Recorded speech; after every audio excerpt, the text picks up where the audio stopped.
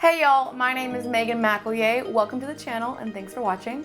I am the co-founder of BarMC Media, where we specialize in content creation and digital marketing for small businesses. A lot of our work has focused in the outdoor industry and the rodeo industry. However, there are some tools and tricks that are applicable to just about any business in the social media space. If you haven't already, please be sure to click that subscribe button to keep up with all of our latest content, and also be sure to check out the description below for links to all of the easy to use social media tools that I mentioned throughout this video.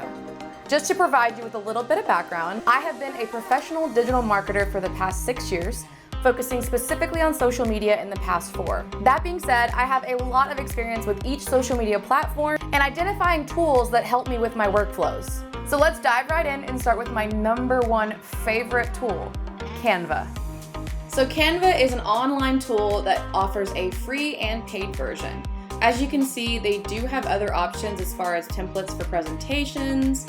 Obviously, we're going to discuss the social media portion, but they have videos, print products, marketing products. I personally haven't been able to access everything that they have on their platform. So for today, we're going to be focusing on social media.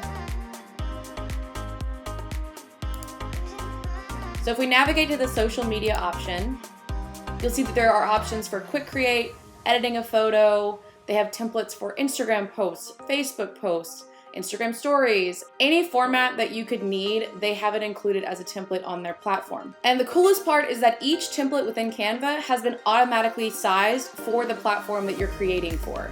So for example, if we wanted to create an Instagram ad, we just click on this template.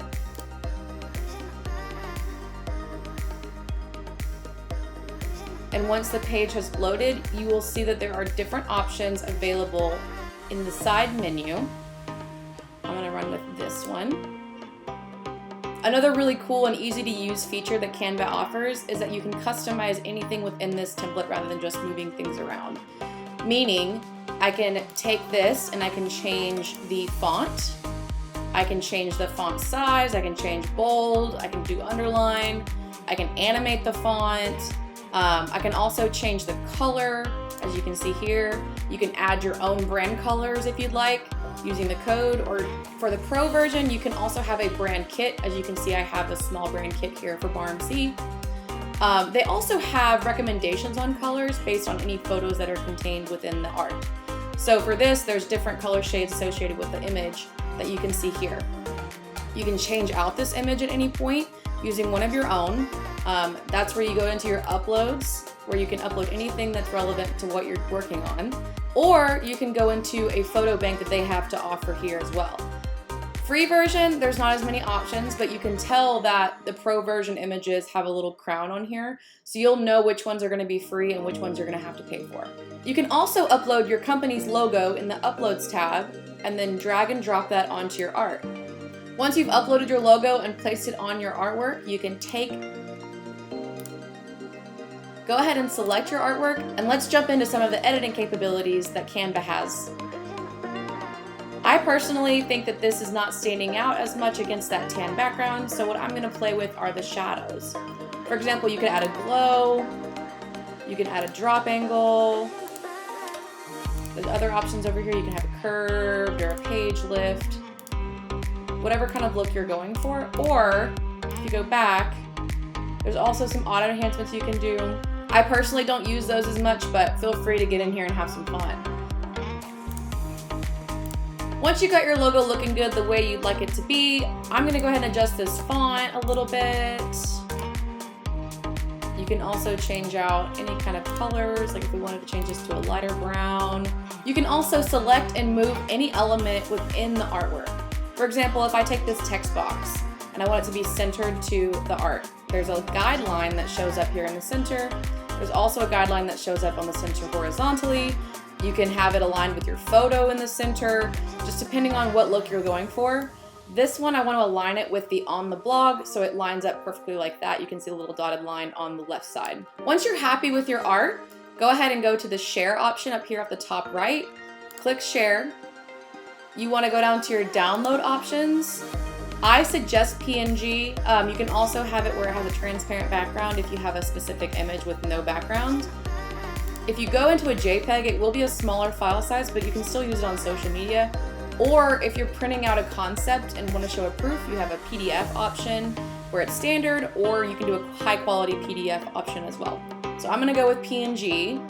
You can increase your size, your resolution based on your needs, and then click download. The second easy to use social media tool that I'm gonna share with you guys today is Facebook's Creator Studio. So to navigate to Creator Studio, you're gonna type in business.facebook.com in your URL, and also include /Creator Studio. Once you've logged in, you'll see there's a lot of information included. You can select the profile that you're wanting to look at analytics for or post content for, and then to schedule a post, all you have to do is click Create New in the top left-hand corner. And there you go. First thing I like to do is actually upload my photo first. So I like to click Add Photo, navigate through. We're gonna select this one. Your photo will upload, and this is the coolest part. It actually populates a preview of what the post will look like on the right-hand side. So while that's loading, I'm gonna go ahead and type in my caption. Excited for our clay shoot this weekend. #life is better outdoors.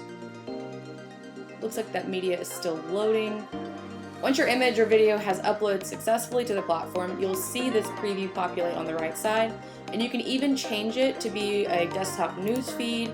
You can change it to the mobile version to make sure it's going to look good on the mobile feed as well.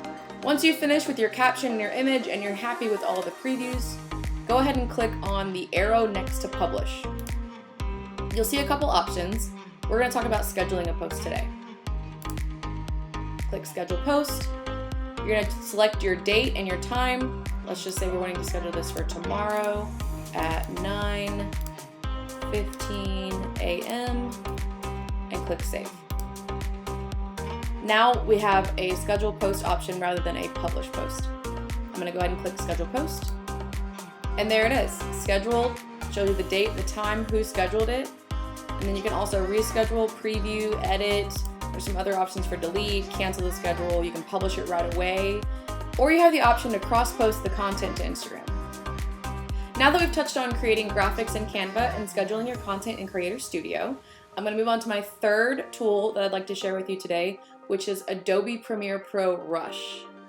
Adobe Premiere Pro Rush is basically the easy-to-use version of Adobe Premiere Pro, where you can upload your videos, put them together, crop them down, edit your audio, format them for social media, and all kinds of other options. You can go ahead and open up, there's some sample files in here we're going to use. You're going to select your media and you're going to add it to your project. You can change your project name down here, and then you click Create. Once your project opens, you'll see that there's hardly any menu options that are immediately in your face. That's kind of the point. It keeps things very simple and clean, whereas in Adobe Premiere Pro, you'll see a lot of different menu items, a lot of different buttons, and it's a little overwhelming, to be honest. So if you start with Adobe Premiere Pro Rush, you'll have a lot of the same capabilities, but much more simplified. You'll have transition options, pan and zoom options. You also have some color presets you can choose from in order to adjust the colors of your video, or you can manually edit each of these as well. One of the options we use a lot is our speed of clips. So you can change the clip duration and the speed by using this little toggler here, meaning if you want more of a slow-mo video, you can take your speed down. If you're wanting to speed it up, you can take your speed up. You get the gist of it. You can also mess with your audio a little bit. There's clip volume here, where you can adjust the clip volume. You can even mute the audio altogether if you want to. You can go in here and you can balance your sound, reduce background noise. There's some intensity levels for that. And then finally, you have the option to crop your frame. So if you're needing to position the video in a different spot in the frame, if you're wanting to change the scale, your width and height, you can do that here. One of the things I use the most is coming down to this bottom corner and changing the sequence aspect ratio, meaning that we're applying to the sequence itself, the frame, and what the image is sitting into. So for example, if I wanted to create a reel, I want to change that format to a 9:16 rather than 16:9. Go ahead and click that option. You'll see that the image doesn't change, but the frame itself does for the sequence. Like so.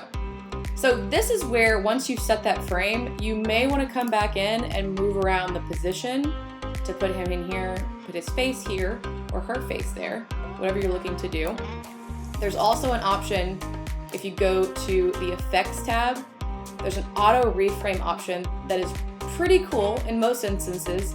It kind of depends on how much shake you have in your video, but if you have an auto reframe option, the software will go ahead and detect someone's face or your subject, your main subject of that video, and make sure that they stay within that frame. Once you're happy with your video, you go ahead and click on share. You can rename the file name, Beach Trip 2022. You can select where you want that file to save. I'm just gonna go ahead and apply it to my desktop. In your advanced settings, you can change your resolution. Sometimes the software will select a lower resolution, whereas if you have a certain requirement for where you're putting this video, for example, if you're wanting to put it on YouTube, you might want to do a higher quality 1080p Full HD resolution. So that's what I'm going to do here. I also like to mess with the quality here as well. That'll help with your file size. So if you have a certain file size that you need to stay underneath, see right now, as you can see right now, it's 21 megabytes as an estimated file size. If I were to go down to medium quality, that goes down to 13. We're going to stick with high for this example, and then you click export. It'll render the video and save it in the location that you had identified. So there you have it, my top 3 easy to use social media tools in 2022. All of these actually also have mobile friendly versions. I'd like to recommend starting on the desktop version just to get used to the app itself. But I understand a lot of you are on the road just like us, and I use all the mobile applications as well with ease. As I said before, all of the links are going to be included in the description below if you'd like to check out any of these tools for yourself. And if you found this video useful, be sure to give me a thumbs up and don't forget to subscribe to the channel. This video is first of many that I'm going to be sharing some of the background tips and tricks and things that we do in our workflows, in our photography, our video, social media management, things like that. We've had a lot of questions about what we use and what works best for us, so we're ready to share it. Thanks again for watching, and I will see you next time.